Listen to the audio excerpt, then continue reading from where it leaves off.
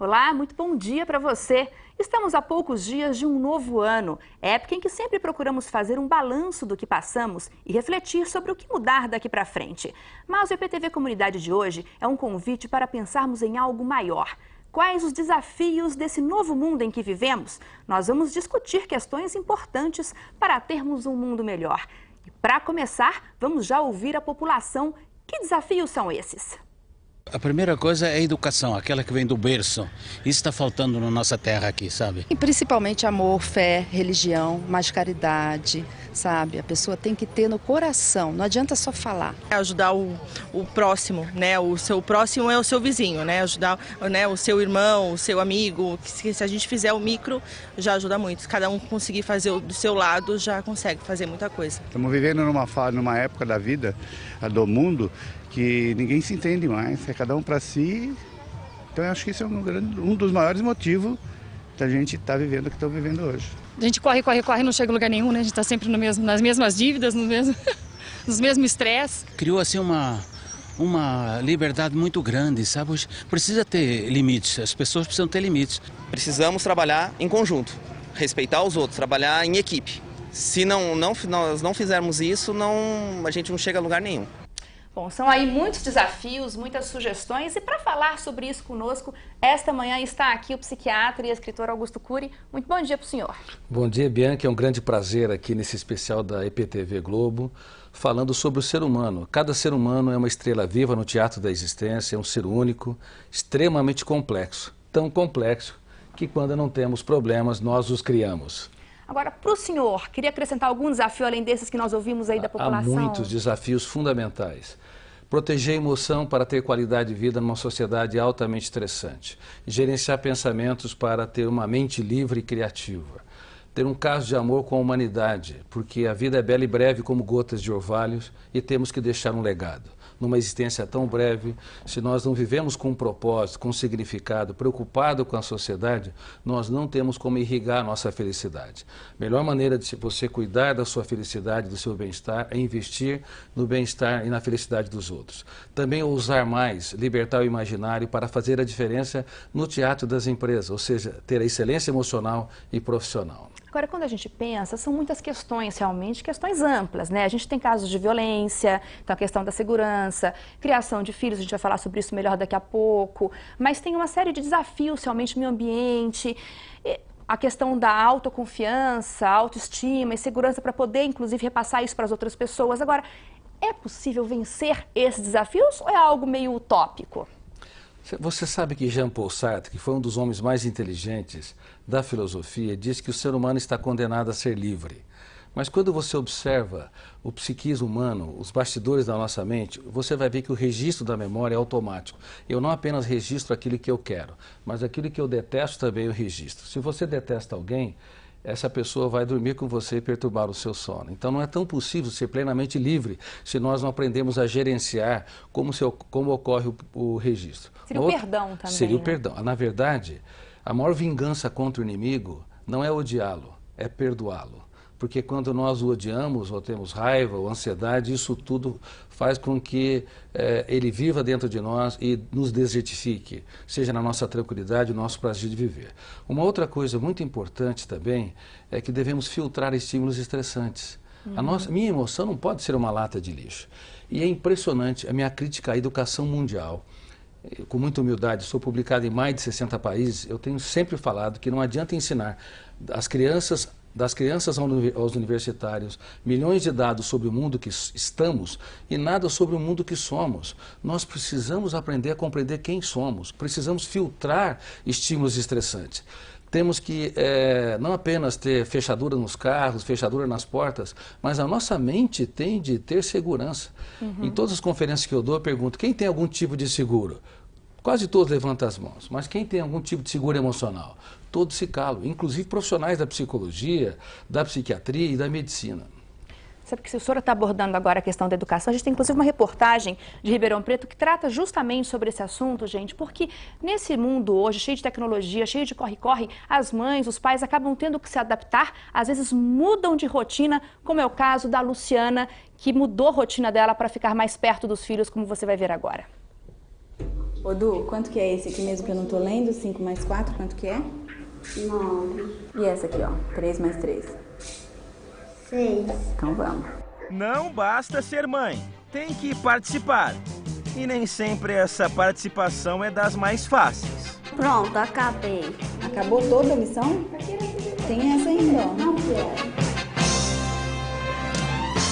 Acordar, arrumar o quarto, tomar o café da manhã e fazer tarefa. Aí brinca um pouquinho, toma banho, almoça e vai pra escola. Quer dizer, antes da tarefa de casa, da lição da escola, nada. Nada de brincadeira. Agora que a tarefa de casa já está pronta, que a lição foi concluída, as crianças estão liberadíssimas para brincar. Mas até na hora da brincadeira, tem regra, é isso, Luciana? Tem regra, tem regra? Tem limite. Só que o problema é que eu não gosto de regras. Você não gosta de regras? E que criança gosta de regra, né, Luciana? Nenhuma. Por falar em regra, me empresta um pouquinho o tablet aí, João. Tá. Obrigado, viu? Você tá de castigo, eu tô sabendo, né? Então isso aqui fica comigo por enquanto, tá bom? O que ele fez, Lu? Não. Eles jogaram dinheiro pela janela do carro? Ele que teve a ideia. Eu não, foi ele jogar. Olha a bagunça, tá mesmo, hein, ó. Roupa no chão, a caixa do brinquedo. Pega tudo que for roupa sua, coloca o sapato no armário. Vocês vão pra dentro. Não é assim, não. Não é assim. Essa mãe tão presente, com marcação cerrada em cima da molecada, é uma novidade nessa família. Os primeiros 6 anos que eu fui mãe, eu trabalhava demais. Luciana decidiu ficar mais próxima quando percebeu que os meninos sentiam mais saudade da babá do que da própria mãe. Queriam que eu chamasse para ela estar aqui nos fins de semana e aí eu percebi que as coisas estavam erradas, né? Estavam tomando um caminho que não era o certo e que o tempo estava passando, eles estavam crescendo e eu não estava curtindo os meus filhos, eu não estava orientando. Então aí eu resolvi tirar o atraso. Mamãe assim, pertinho, significa mais amor, mais carinho e uma rotina muito disciplinada. 3. Entrar no chuveiro. 4. Passar água no rosto. 5. Colocar shampoo na mão. Ele leu direitinho os 14 passos, Luciana. Mas ele segue esses passos direitinho na hora de tomar banho? Quando é monitorado, sim. Senão ele passa do terceiro pro quarto, pro quinto e termina. Ah, já acabou? Não. Para a ordem geral da casa, um utensílio de primeira importância. Uma espécie de cronômetro. Isso aqui é um timer culinário, mas nessa casa tem outra utilidade. Videogame por aqui, só com hora marcada. Tem tempo limite. É assim, né, João? É. Não é à vontade, não. E você respeita, né? Não pode jogar o controle. Pode deixar o controle. Acabou. Tá. Esse timer é seu inimigo. É. E geralmente você pode jogar videogame, ficar no tablet, no computador. Quanto tempo mais ou menos? Uma meia hora, 40 minutos. Porque se deixasse à vontade... Aí não ia ter limite, ia ficar jogando 2 horas seguidas. Ou mais. Ou mais. Regras bem definidas, não muito rígidas e nem impostas. Essa é a receita para uma boa relação entre pais e filhos. A rotina traz para as crianças, traz conforto, traz estabilidade, a criança se sente segura, mas é importante lembrar, né, que precisam ser ouvidas as partes que estão envolvidas nesses limites, nessas regras, né? Ouvir as crianças, saber como eles podem organizar melhor isso para ficar gostoso, para ficar um clima gostoso e nada impositivo, de maneira que possa unir a família e não desunir. O que eu vejo assim, que é mais importante é você criar vínculos de confiança, vínculos de respeito, vínculos de disciplina, né? E a partir desse momento, eu acho que mesmo que todas as coisas sejam complicadas lá fora, se você tem esse relacionamento de confiança, de cumplicidade, você consegue lidar com todas as situações de uma forma mais fácil. Ninguém disse que seria fácil criar os filhos. Mas também nunca ninguém conseguiu explicar como é bom estar com eles.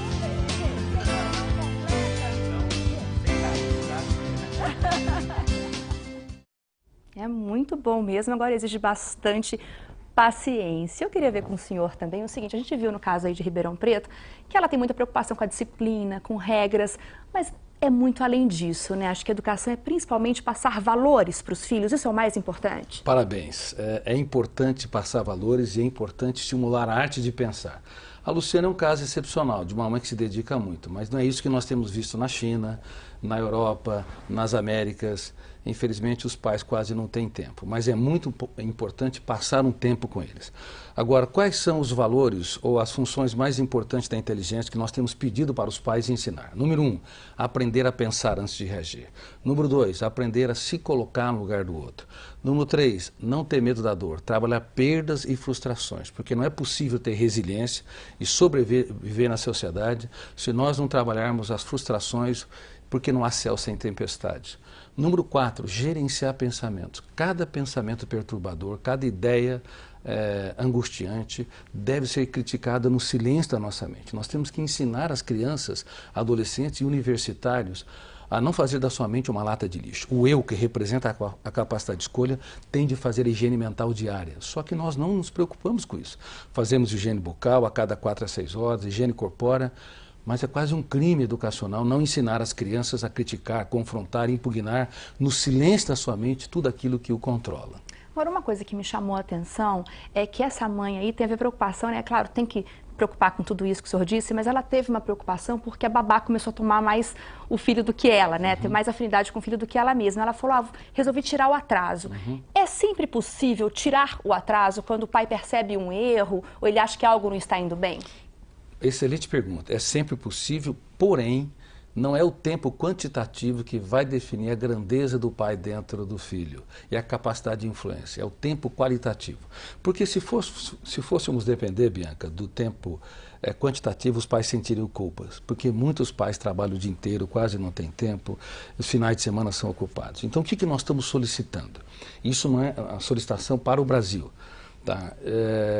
Que os pais aprendam a transferir o capital das experiências. Eles devem falar das suas lágrimas para os seus filhos aprenderem a chorar as deles. Os pais devem falar dos seus fracassos para que os seus filhos entendam que ninguém é digno do pódio, se não utilizar os seus fracassos para conquistá-lo. Como eu digo, li livros meus como O Vendedor de Sonhos, O Código da Inteligência e mesmo Pais Brilhantes, Professores Fascinantes. Porque se não aprender a transferir o capital das experiências, nós vamos formar herdeiros. E herdeiros são torradores de heranças, reclamam demais, fast food emocional, e não sucessores que vão agradecer, que vão honrar os pais e vão servir a sociedade. Os herdeiros, eles querem que o mundo gravite na sua órbita. Os sucessores, eles se tornam atores no teatro social. Ok, preparar os filhos para a realidade como ela é mesmo, como não é? Como ela realmente é mesmo. Nós estamos falando sobre desafios no ano novo. E esses desafios incluem, claro, também o mercado de trabalho, a mudança de perfil dos profissionais, as mudanças nas empresas. Temos uma reportagem sobre isso? Confira aqui. Não importa o setor, nem o tamanho da empresa. O mercado de trabalho está em constante mudança. Tiago acredita no exemplo. Ele é patrão, pé no chão. Então, mas por que ela chegou pra lá? Ela chegou, ela tá pegando na caixa.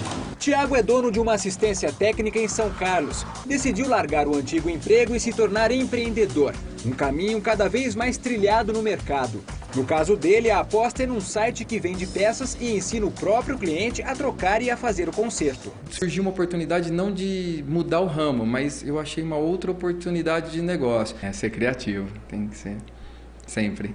Criatividade é o que ele espera também dos funcionários. E para isso, o ambiente precisa ser a favor deles. Não me sinto pressionada a fazer nada. Tudo corre normal. Novas tendências, vários desafios. O ambiente de trabalho se transforma a todo instante. Hoje não basta apenas bater o crachá e cumprir a carga horária. Aliás, tem gente que nem faz mais isso e trabalha à distância mesmo.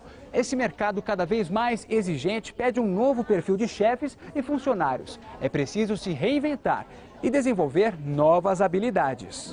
Criatividade, iniciativa, visando sempre inovação. Sólidos conhecimentos, né, naquela área de atuação que você tem e um desenvolvimento muito grande nas habilidades comportamentais. Relacionamento, facilidade para trabalhar em equipe. Então são elementos importantíssimos dentro do processo de desenvolvimento daqui para frente. Esses 3 amigos resolveram inovar. As ideias saíram do papel e os projetos viraram realidade. Cada um montou uma empresa na área de tecnologia, mas só a ousadia não basta. A relação hoje é de time, todo mundo com um único pensamento. Vamos unir forças para ser melhor.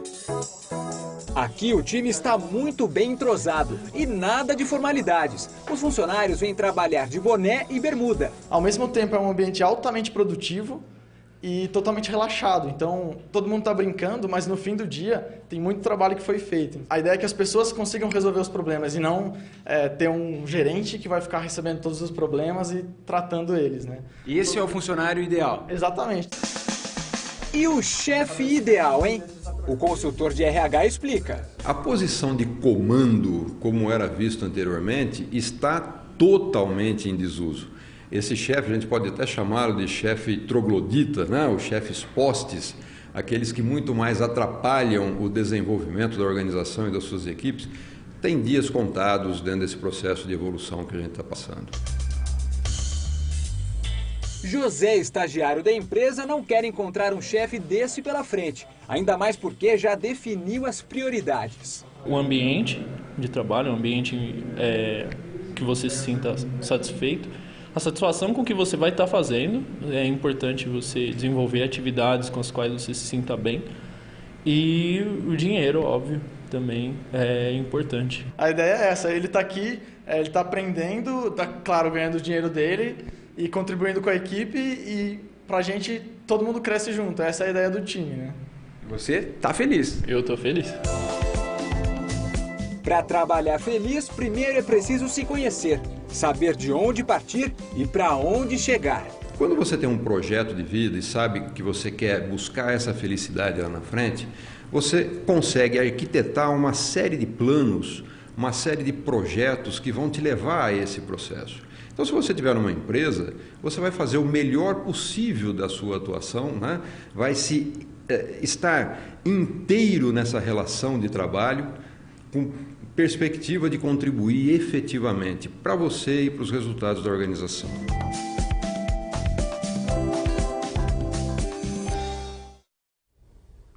São muitas mudanças mesmo, né? Algumas situações que eram aceitas antes não são mais aceitas hoje. Vamos voltar a conversar aqui com Augusto Cury, porque é possível acompanhar todas essas mudanças? Não é possível acompanhá-las todas, mas é possível desenvolver habilidades fundamentais e universais para nos transformar em excelentes profissionais. Eu acabei de chegar dos Estados Unidos, dei conferência para mais de 600 profissionais, inclusive dos especialistas em coaching no mundo, e não apenas no Brasil, e eu dei conferência abordando que o século XXI exige uma emoção saudável e uma mente livre. Quem não tem qualidade de vida vai afetar o ambiente externo. Ele vai ser radical, tenso, ansioso, vai ter a necessidade neurótica de controlar os outros, a necessidade neurótica de evidência social, vai querer que todo mundo gravite na sua órbita. Então é importante, só desculpe te cortar, mas que as empresas também colaborem para que o funcionário tenha qualidade de vida. É fundamental e é incrível. Eu já dei conferência no Brasil para 50 empresas psicologicamente mais saudáveis e fiz um teste de qualidade de vida com os diretores de recursos humanos. Quase todos eles precisavam internar-se num hotel fazenda, porque estavam profundamente estressados. O ambiente de uma empresa tem de ser um ambiente onde há proatividade, onde cada funcionário, em cada comportamento saudável, deve ser elogiado. As críticas, elas devem ocorrer, mas em primeiro lugar temos que conquistar o território da emoção para depois o da razão, ou seja, valorizar para depois abordar a falha e a dificuldade. É importante também que nós possamos dar liberdade para os nossos funcionários ousarem. E ousar passa por aprender a correr riscos dosados, porque quem vem sem riscos triunfam sem glória. É importante também que haja um trabalho em equipe, mas não um trabalho apenas por se estimular o trabalho em equipe. Cada profissional tem que ter um compromisso com a empresa. A empresa tem um papel social, porque se ela fale, centenas de pessoas famílias vão à boca vão roda, junto, famílias né? vão juntos, a sociedade é prejudicada. Então não é pelo salário no final do mês que as pessoas devem lutar. O quanto eu sou útil socialmente, o quanto eu sou útil para a empresa. E um excelente profissional também é aquele que não corrige erros, mas aquele que previne erros, aquele que se antecipa aos fatos, ou seja, aqueles que libertam o seu imaginário para desenvolver uma criatividade sustentável. Agora, o senhor está falando de criatividade, é sempre um ponto muito citado. Agora, outra questão sempre citada quando a gente faz matérias, reportagens sobre isso, ou lê mesmo sobre esse assunto, é a questão da liderança. Isso é sempre muito valorizado, mas tem pessoas que não têm um perfil de líder. Como fazer, então? Olha, Bianca, sinceramente, eu vou dizer com toda franqueza e com muita humildade. Eu desenvolvi uma das poucas teorias mundiais sobre o processo de construção de pensamentos e a formação do eu como autor da história e o processo de formação de pensadores. Mais de 90% das pessoas estão despreparadas para ser líderes nos hospitais, nas instituições religiosas, nas universidades, nas instituições políticas, nas empresas. O poder infecta as pessoas, as transforma em algozes dos outros e até mesmo algozes de si mesmo, carrascos de si mesmos, porque elas se autocobram excessivamente. São ótimas para a instituição, mas elas são péssimas para si. O poder deveria libertar a capacidade de inclusão. Os fortes usam a inteligência, os fracos a violência, os fortes incluem, os fortes excluem, os fortes apostam tudo que tem naqueles que pouco têm. E os fracos, eles apostam só naqueles que têm as melhores notas, aqueles que dão mais retorno. Então a liderança do século XXI tem de passar pela capacidade de provocar a inteligência dos liderados para que eles se tornem autores da sua própria história, para que eles tenham autoestima consolidada. Caso contrário, é uma liderança que vai controlar e asfixiar a consciência crítica e as habilidades profissionais. Você sabia que as pessoas são contratadas nas empresas pelas habilidades técnicas, mas 80% dos executivos são despedidos pelas falta de habilidades comportamentais. São arrogantes, não são flexíveis, não sabem se colocar no lugar do outro, têm necessidade neurótica de controlar os seus pares, enfim. Falta de habilidades comportamentais é que vão destinar, inclusive, o futuro de uma empresa, de uma nação, da nossa espécie. Um ponto realmente muito importante. Hoje o assunto é desafios do novo mundo e isso inclui também a questão da correria do dia a dia, dessa falta de tempo da vida moderna. A gente tem uma reportagem de Brasília sobre isso. Acompanhe. Correria. E não é só porque é final de ano, quando as pessoas dizem que falta tempo para resolver as coisas. Tem gente que corre o ano inteiro. Oi, 2 segundos, fala com a gente. O que você adoraria fazer que não faz por falta de tempo? Viajar. Não falta dinheiro ou falta tempo? Falta os dois. Você não pensa em desacelerar um pouquinho para poder viajar mais, talvez trocar de emprego? Não, nesse momento não. Daqui, quem sabe, daqui a uns 5, 10 anos, talvez. Você não fica preocupado? Não tem sinal de estresse nenhum? Até tem, mas tá tranquilo ainda. Tem gente que não tem tempo nem para dar entrevista. O que você não faz por falta de tempo? Muito atrasada, desculpa. E essa pressa toda provoca sintomas ruins. Então você desanima, sente sim dor de cabeça, vontade de nem sair, né? Porque você já sabe que vai enfrentar muito tumulto. A lista das consequências só aumenta. Existem alterações que a gente vê desde químicas e hormonais, a gente tem alteração de produção de neurotransmissor, alteração de produção de cortisol, algumas células de defesa nossa, alguns tipos de linfócitos diminuem, então facilita a pessoa ficar doente. Mas no meio do corre-corre a gente até encontra quem esteja desacelerado e super satisfeito. Eu procuro não me estressar com o dia a dia e fazer o que eu tenho que fazer. Minha principal missão é de ser pai.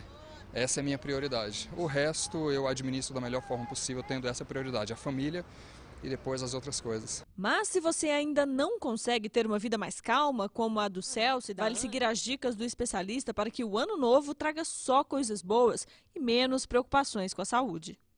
Eu acho que o sinal que a gente tem que ter é não se comparar com os outros, se comparar consigo mesmo.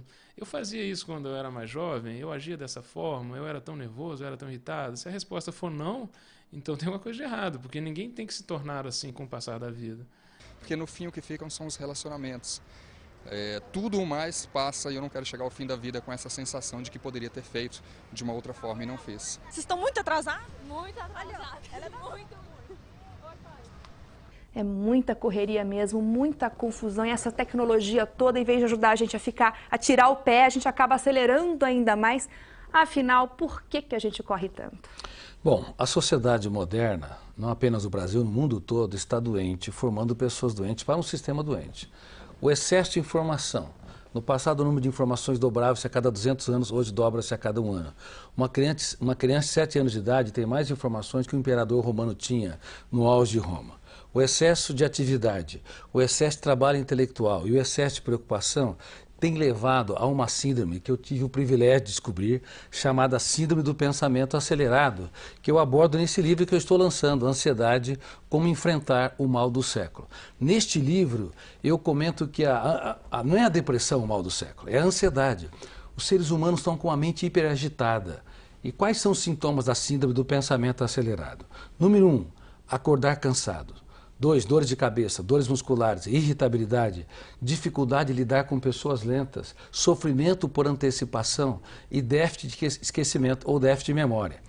Infelizmente, as pessoas estão desenvolvendo a síndrome SPA, super agitadas, elas não sabem se colocar no lugar do outro, não têm um caso de amor com a sua qualidade de vida. E sabe qual que é o paradigma, Bianca? É que os melhores profissionais estão com os mais altos índices da síndrome do pensamento acelerado.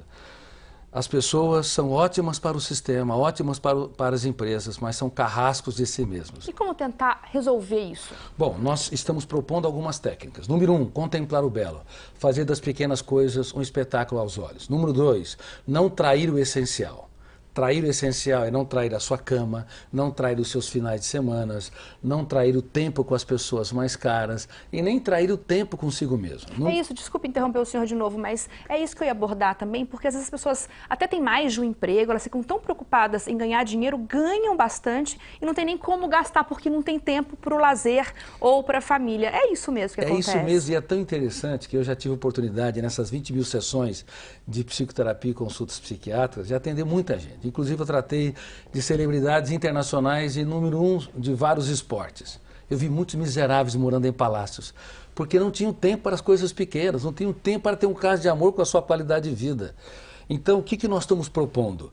É que as pessoas possam refazer a sua agenda, inclusive fazendo a mesa redonda do eu. O eu, no silêncio da nossa mente, tem que conversar com os nossos fantasmas para domesticá-los. Quais são os fantasmas? O excesso de preocupação, parar de fazer o velório antes do tempo ou sofrer por antecipação. Cuidar do essencial, porque quem não está preparado para perder o trivial nunca vai conseguir conquistar o essencial. Sua qualidade de vida, abraçar mais, elogiar mais, cumprimentar o porteiro do prédio, o garçom que te serve, todos os dias, cada comportamento de cada filho, da esposa, do colega, exaltar de maneira solene. Isso vai sendo registrado, formando plataforma de janelas lights e desacelerando o pensamento, melhorando a qualidade de vida e criando pontes saudáveis. É importante dar atenção ao que acontece à nossa volta. Às vezes a gente passa batido pelas coisas, né? Pelas pessoas também. Nós passamos batidos e é surpreendente os números. 1 bilhão e 400 milhões de pessoas, cedo ou tarde, devem desenvolver um transtorno depressivo, que é o último estágio da dor humana. 3 bilhões a 3 bilhões e meio devem desenvolver um transtorno psiquiátrico e não apenas depressão. Pânico, ansiedade, doenças psicossomáticas, bulimia, anorexia. Veja o caso das mulheres. 3% das mulheres se veem belas, têm uma autoestima consolidada. A ditadura da beleza causou o maior desastre no território da emoção. Então é necessário ter uma autoimagem, uma autoestima consolidada, e entender, como eu abordo no livro Vendedor de Sonhos, que por sinal vai se tornar filme, tá, o ano que vem, que beleza está nos olhos de quem vê. Não pode ser vendida, comparada ou comprada. É preciso se informar, se policiar, mudar as atitudes. Quando a gente fala em desafios do ano novo, a gente não pode deixar de citar o meio ambiente, a preservação mesmo. E essa é uma preocupação cada vez mais comum entre as pessoas, muita gente buscando uma integração com a natureza, alguns até de uma forma mais radical. É o que a gente vai ver aqui nessa reportagem. Acompanhe. Luiz Mideia deixou a vida agitada da capital São Paulo em busca de algo que fizesse sentido. E ele encontrou. Olha, eu sempre penso nisso, se eu que escolhi esse lugar ou se foi esse lugar que me escolheu. Como todo dia eu vejo essa água pura descendo, vejo cercado de pássaros, vejo o jardim, eu não sinto falta de nada. Viver num lugar como este seria a realização de um sonho para muita gente. Nós estamos no Vale do Matutu, a cerca de 17 quilômetros de Aiuruoca, no sul de Minas. Beleza cercada pela Serra do Papagaio, que fica na área considerada pela Unesco como reserva da biosfera da Mata Atlântica. Mas e se eu disser que cerca de 120 pessoas vivem de forma plena nesse pedacinho de paraíso? É claro que na cidade tem muitas coisas que valem, que têm o seu valor, mas para mim as coisas aqui do campo passaram a ter muito mais valor. Viver aqui não significa estar isolado, é só um estilo de vida, uma forma de buscar a felicidade. As crianças não precisam sair daqui para estudar. São 54 alunos do 1º ao 8º ano do ensino fundamental. A escola foi construída pelos próprios moradores da comunidade. Uma escola sem portão, sem cercas. Eles podem ter aqui acesso igualmente à informação acadêmica, tradicional e tal, mas a gente também tem um diferencial de estar trazendo práticas mais integrativas, mais humanizadoras, mais artísticas, mais lúdicas, né? Então, assim, eu vejo essa riqueza. E ainda existe dentro do vale uma área ainda mais protegida. É a Reserva Natural do Matutu, onde vive o Luiz. Nem carros, nem motos são permitidos a partir desse ponto. A caminhada até lá dura em torno de 40 minutos. Eu fui a cavalo, oportunidade de sentir a natureza. No percurso, pequenas quedas d'água, riachos e belas paisagens. No final, o troféu é ser recebido por essa pintura, logo na chegada ao ponto conhecido como patrimônio. Esta é a casa de hóspedes, que recebe cerca de 500 pessoas por ano. Ela fica no coração da reserva do Matutu. Muitos buscam nesse local uma experiência mais intensa com a natureza. Aqui não tem energia elétrica e nem sinal para celular. Mas ninguém liga para essas coisas quando se tem uma paisagem como esta. Um privilégio para poucos. Acho que o Matutu é um lugar para vir, a gente quer o turismo sim, mas o turismo para recolhimento, para descanso, para cura. O lugar atrai pessoas como Lotte, uma encantadora de cavalos. A dinamarquesa, que já esteve aqui outras vezes, voltou para dar um curso sobre como domar cavalos. As pessoas aqui sempre andam em cavalo, não? Mas para mim, eu não vou montar um cavalo que não me conheça ainda.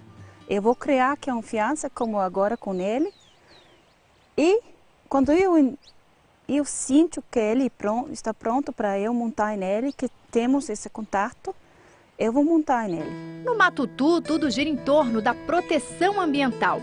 Tem mato até nas casas, o chamado telhado verde. A energia vem dos painéis solares, usados para aquecer a água e carregar lanternas de LED. O lixo também é uma preocupação. O que pode ser reciclável vai para uma empresa que busca todo o material a cada 2 meses. Mas no início, não era assim. Aqui era um lugar que a população local também tinha costume, ou até a gente, né, de queimar o nosso lixo, porque é muito difícil levar para a cidade. Então foi por aí a ideia de não poluir mais esse ambiente. Na mesa, produtos cultivados sem agrotóxicos. A agroecologia foi uma forma encontrada de explorar a terra sem degradar. As oliveiras são ainda uma experiência que já trouxeram resultados. A gente já tirou azeite, sim, mas de forma experimental, e é delicioso. Então a gente convive a mandioca com a oliveira, com outro pé de fruta, com um pouco de mato. A ideia é que a gente se insira num contexto que já existe. A horta é o xodó da Carla. É como ela diz, uma terapia. No espaço, a engenheira de alimentos descobriu o que tanto buscava na faculdade. Depois de 10 anos de formada, que eu fui entender o que eu queria com a engenharia de alimentos. Eu queria saber de onde vinha o que eu comia, né? E daí eu acho que é uma busca que eu sempre tive pela natureza. Ela deixou a vida na cidade para viver ao lado do Luiz E foram as escolhas que a trouxeram até aqui. Respostas que Carla já sabia. O que eu falava é não para algumas coisas. Não para o trânsito, não para as pessoas não se olhando no olho, não para as comidas envenenadas. Eu sabia dizer não para isso. Daí a minha vida foi me trazendo para cá. Vejo que as pessoas estão perdendo muito mais do que o contato com a natureza, um contato consigo, que é essa porta de entrada para esse mundo tão simples que está à nossa volta. A natureza, ela te equilibra, ela te traz para uma verdade interior, para a sua essência, né? E daí isso equilibra tudo.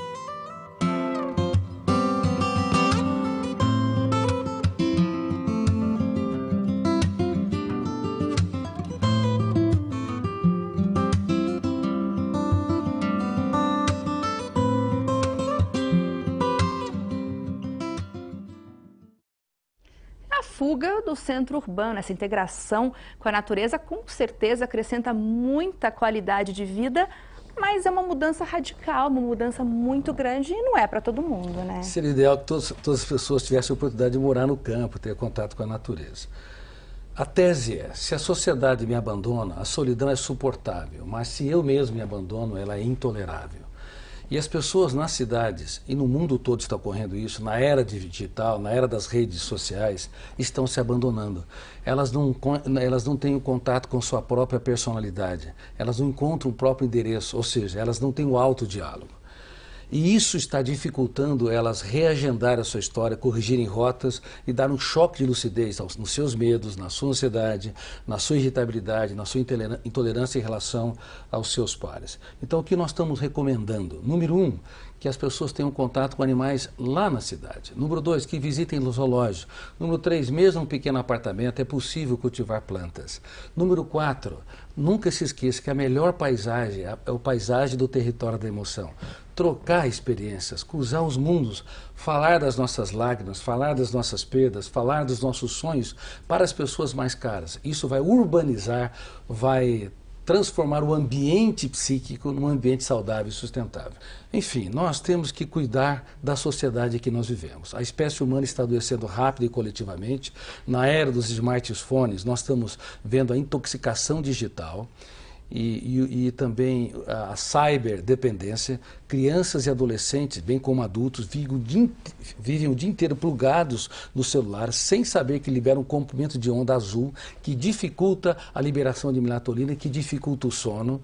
Além disso, gera ansiedade, irritabilidade, dificuldade de trabalhar perdas e frustrações. O ambiente da cidade não está adequado, o ambiente emocional também está poluído e nós precisamos construir uma nova agenda para ter uma sociedade mais feliz, uma humanidade mais generosa. Um mundo melhor, não é? A caminho de um mundo melhor. Olha, eu queria agradecer muito a presença do senhor conosco aqui esta manhã, Dr. Augusto Cury, psiquiatra e também escritor. Obrigada pela presença. E a você aí de casa, a gente fica por aqui hoje. A você um ótimo ano novo e até 2014. Tchau!